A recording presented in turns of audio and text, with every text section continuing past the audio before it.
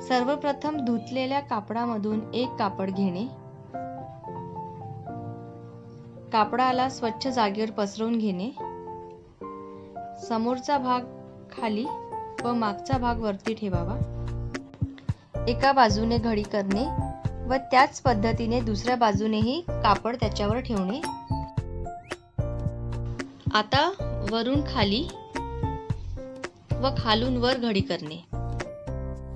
याच पद्धतीने आपण इतर कापडांच्याही घड्या करूया। त्याचप्रमाणे सलवारची घडी करणे बघूया। सलवारला एकावर एक समांतर ठेवणे।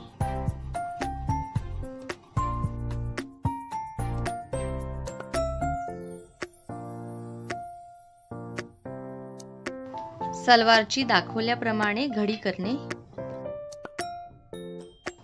व याच पद्धतीने सलवारची घडी करणे।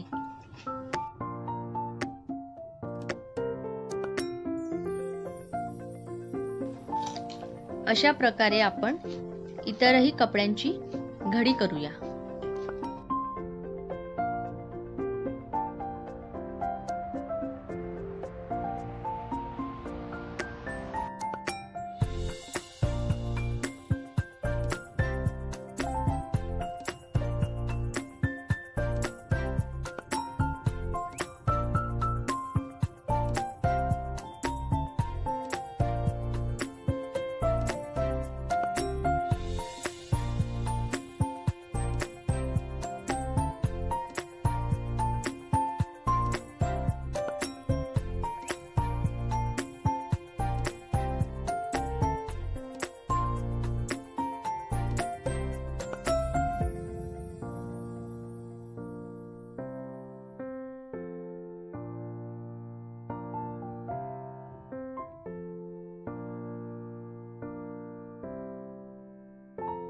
आता आपण बघूया कपडे कपाटात कसे ठेवावे। सर्वप्रथम कपाट स्वच्छ कपड्याने पुसावे।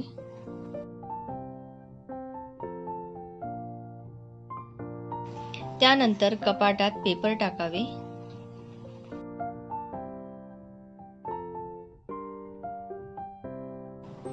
त्यानंतर एक एक कापड व्यवस्थित एकावर एक रचून ठेवणे।